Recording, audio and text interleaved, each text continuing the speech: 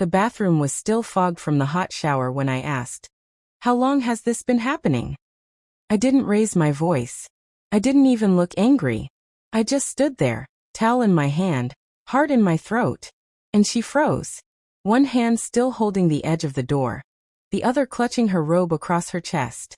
Her wet hair clung to her shoulders, but her eyes were dry, wide, caught searching. "What are you talking about?" she asked, too quickly, too rehearsed. But that silence between us, thick and loaded, spoke louder than anything. I had known. For months, maybe even a year. The late-night texts she always brushed off. The sudden interest in fitness, the long solo walks, the way she smiled at her phone with that distant kind of fondness, like she was somewhere else entirely. I had known, but I didn't want to see it. Not her. Not us. Not after 8 years of marriage, a shared mortgage, family dinners, vacations, laughter. I clung to denial because the truth felt too heavy to lift. But today, I saw the name. It flashed across her screen when she handed me her phone to check the weather. Chris. And the message was unmistakable. "Last night was everything. Can't stop thinking about you." I didn't confront her immediately. I didn't rage. I simply waited. I watched her go through her morning like nothing had happened. Brushing her hair, choosing her dress, humming to herself. And that made it worse.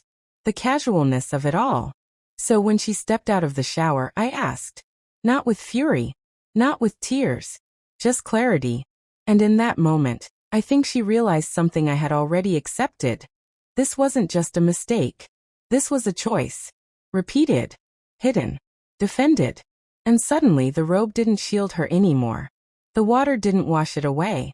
She was exposed, not just physically, but in a way no mirror could show. She opened her mouth, then closed it again. Her lip trembled slightly, but she didn't cry.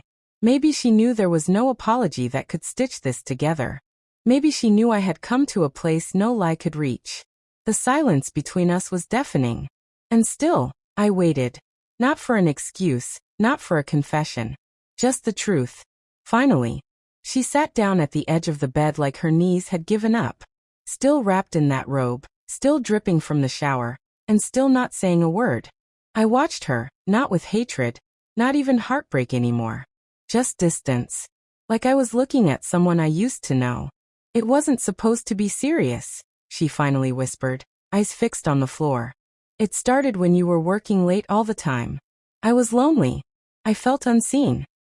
I could almost laugh at the cliché of it, but I didn't. I just let her talk, because deep down I think I needed to hear every broken shard of the truth to know there was no putting us back together. She talked about how it began with conversations. Innocent at first.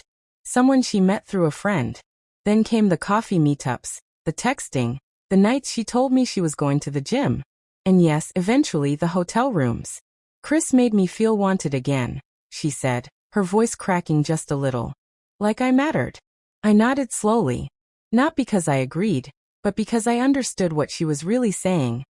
She wanted to feel desired, chased, important.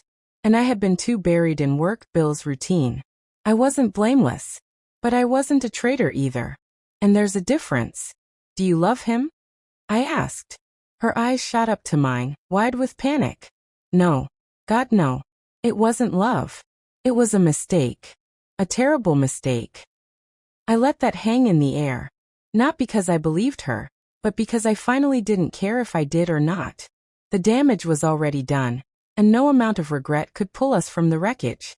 I walked to the dresser and pulled out a small box from the bottom drawer. The one with our wedding photos, the anniversary cards, little keepsakes from the life we had built together. I placed it on the bed beside her. "You can keep this," I said quietly. "Whatever it meant to you, if anything still does."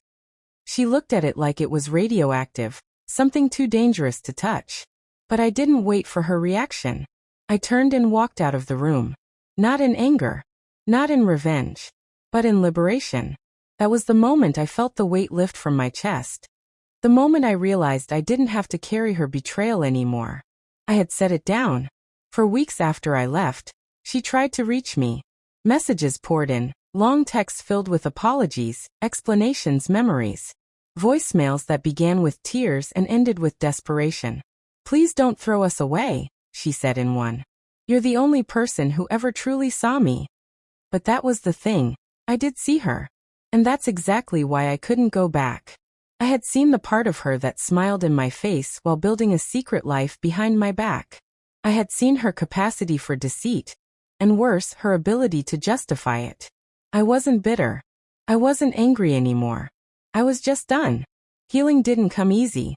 There were nights I still reached for her in bed out of old habit, only to find empty sheets. Mornings when the silence in the kitchen made my chest ache. But in that emptiness, I also found something unexpected: peace. I started doing things I'd forgotten I loved.